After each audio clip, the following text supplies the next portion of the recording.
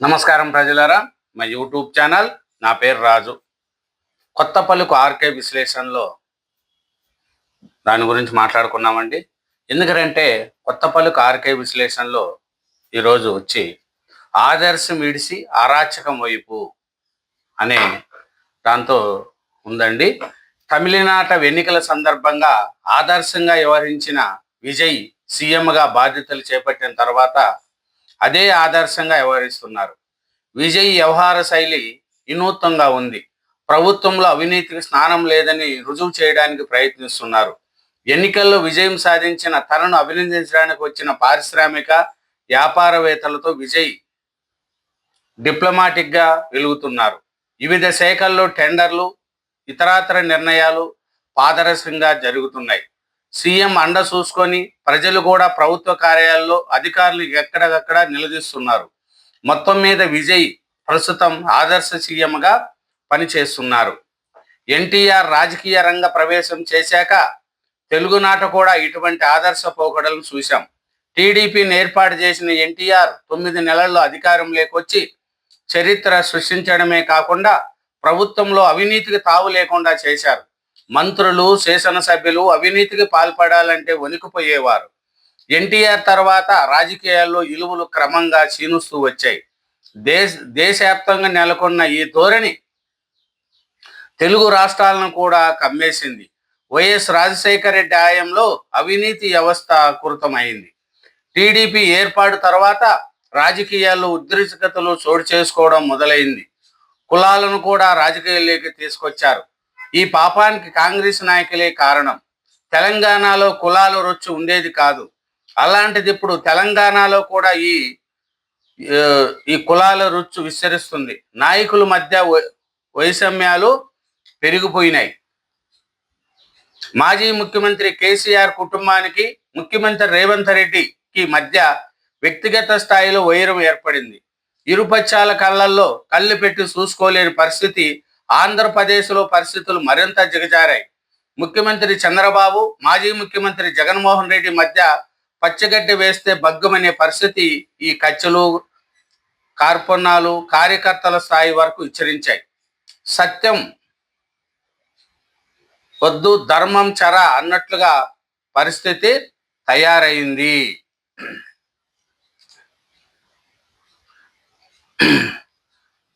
ఎన్నికల్లో గెలుపోటములను డబ్బు మాత్రమే ప్రభావితం చేయగలదని తమిళనాడు ఎన్నికలు రుజువు చేశాయి.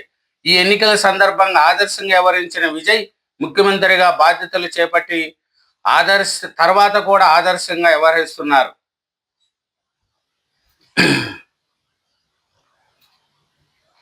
అధికారంలో ఉన్న కూటమిని రాజకీయంగా ఇబ్బంది పెట్టాలన్న తపనతో జగన్ రెడ్డి తప్పు చేసిన వారిని కూడా గుడ్డిగా సమర్థిస్తున్నారు.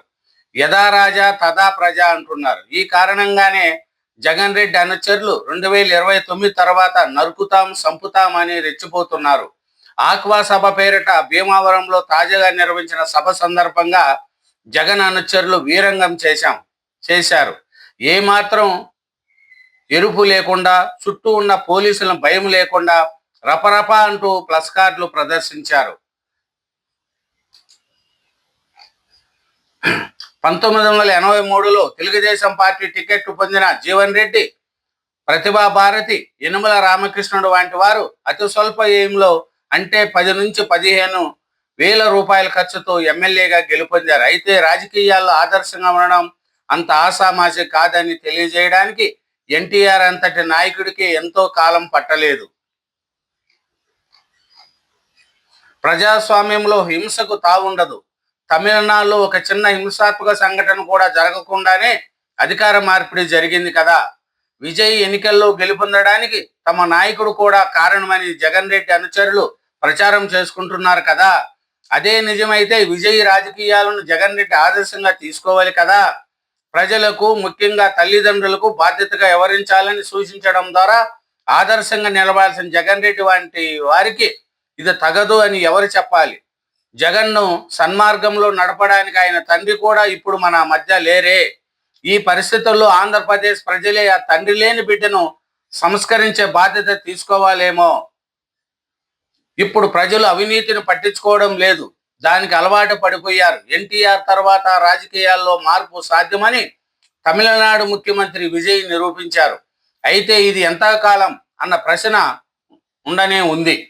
ముఖ్యమంత్రిగా 5 ఏళ్లు పనిచేసి మళ్ళీ ముఖ్యమంత్రి కావాలనుకున్న వ్యక్తి బాధ్యతగా వివరించాలని ప్రజలకు చెప్పాల్సింది పోయి తప్పు చేసిన వారిని సమర్థించడం దిగజారుతున్న రాజకీయాలకు నిదర్శనం. గుంటూరు జిల్లాలో గంజాయి వ్యాపారంతో సంబంధం ఉన్న వారిని పోలీసులు బహిరంగంగా కొట్టారు. చట్టం ప్రకారం అది నేరమే. అయితే పరమాంస పేరిట అక్కడికి వెళ్లిన జగన్ రెడ్డి గంజాయి వ్యాపారం చేసిన రౌడీ ముఖను శుద్ధపూసలుగా పేర్కొంటూ సమర్థించడంతో ప్రజలు నిమ్మరపోయారు. ఇప్పుడు నుంచి సందర్భం ఏదైనా జగన్ రెడ్డి తన విపరీత పోకడలను ప్రదర్శిస్తున్నారు. పార్టీ పరంగానే కాకుండా తన సొంత మీడియా ద్వారా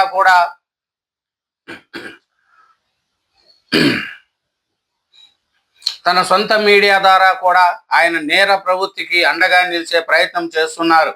విజయవాడ లాకప్ డెత్ కేసు విషయంలో కూడా కులాన్ని తెర మీదకి తెచ్చాడు.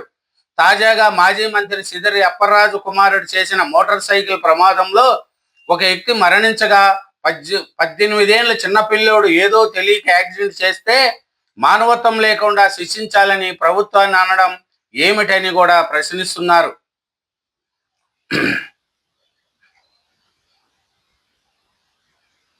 నాయకుడు ప్రజలకు ఆదర్శంగా ఉండాలా?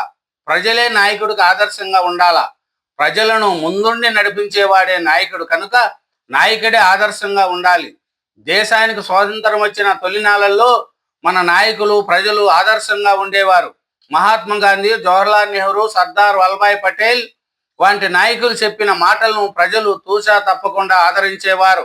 మహాత్మా గాంధీ ఒక పిలుపు ఇవ్వగానే మహిళలు ముందుకొచ్చి తమ ఒంటిపై ఉన్న బంగారు ఆభరణాలు విరాళంగా ఇవ్వడం మనకు తెలిసిందే. అప్పట్లో నాయకులపై ప్రజలకు అంత నమ్మకం ఉండేది. తాజాగా అంతర్జాతీయ పరిణామాల నేపథ్యంలో బంగారు కొనుగోలు చేయొద్దని ప్రధాని నరేంద్ర మోడీ చేసిన విజ్ఞప్తికి కూడా ప్రజలు స్పందించారు. దీంతో దేశంలో బలంగా వినియోగం తగ్గింది. అయితే కాలక్రమంలో రాజకీయ నాయకులపై ప్రజలకు నమ్మకం పోతుంది. నాయకులు చెప్పే మాటలకు ప్రజలు పెద్దగా విశ్వసించడం లేదు.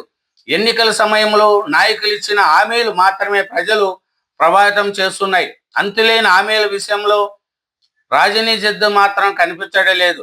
రాష్ట్రాలతో పాటు దేశ ఆర్థిక వ్యవస్థను దెబ్బతీస్తున్న ఉచిత పథకాలపై ప్రజల్లో ఆందోళన నెలకొనింది.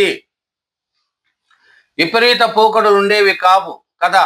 నాయకుడు స్థానానికి ఎదిగిన తర్వాత కూడా తప్పు చేసిన వారిని జగన్ రెడ్డి సమర్థించడం ఏమిటి? చిన్న పిల్లోడు అని తాను ముఖ్యమంత్రిగా ఉన్నప్పుడు తప్పు చేసిన వాళ్ళను ఆయన వదిలేశారా?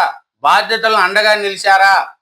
అమర్నాథ్ గౌడ్ అనే మైనర్ను చంపిన సంఘటనలోనే కాకుండా తన తమ్ముడి మరణంపై పిడికిలి బిగించిన అమర్నాథ్ గౌడ్ సోదరిని ఎలా వేధించింది మనకి ఇంకా గుర్తుంది కదా.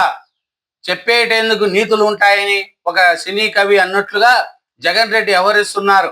అధికార పక్షాన్ని నిలడదేయానికి ప్రజా సమస్యలు ఎన్నో ఉంటాయి.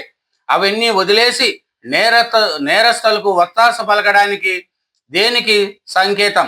సమాజాన్ని కులాలు మతాల వారిగా ఉంచి ప్రజల్లో నేర ప్రవృత్తిని పెంచాలని అనుకోవడం ఏమిటి? ప్రజలకు ఆదర్శంగా నిలవాల్సిన నాయకుడు ఇలా ప్రశ్నిస్తే సమాజంలో పెద్ద ధోరణులు ప్రబలవా? యథా రాజా తథా ప్రజ అంటారు. ఈ కారణంగానే జగన్ రెడ్డి అనుచరులు 2029 తర్వాత నరుకుతాం సంపుతామని రెచ్చిపోతున్నారు. ఇదేనండి కొత్త పలుకు ఆర్కే విశ్లేషణలో ఆర్కే గారు చెప్పిన విషయాలు. ఎందుకంటే రాజకీయం ఫస్ట్లో ఎలా ఉండేది, ఇప్పుడు ఎలా ఉంది. తమిళనాడులో విజయ్ గారు గెలిచాడు. విజయ్ గారు గెలిచి తన ఆదర్శాన్ని నిలుపుకుంటున్నారు. కానీ తెలుగు రాష్ట్రాల్లో కులాలు మతాలు మధ్య ప్రాంతీయ విభేదాలు కులాల మధ్య శిక్ష అయిపోయింది అనేది కొత్త పలుకు ఆర్కే విశ్లేషణలో విశ్లేషించారండి. థ్యాంక్ యూ వెరీ మచ్ అండి. నా ఛానల్ను సబ్స్క్రైబ్ చేయండి, నా వీడియోను లైక్ చేయండి. Thank you very much.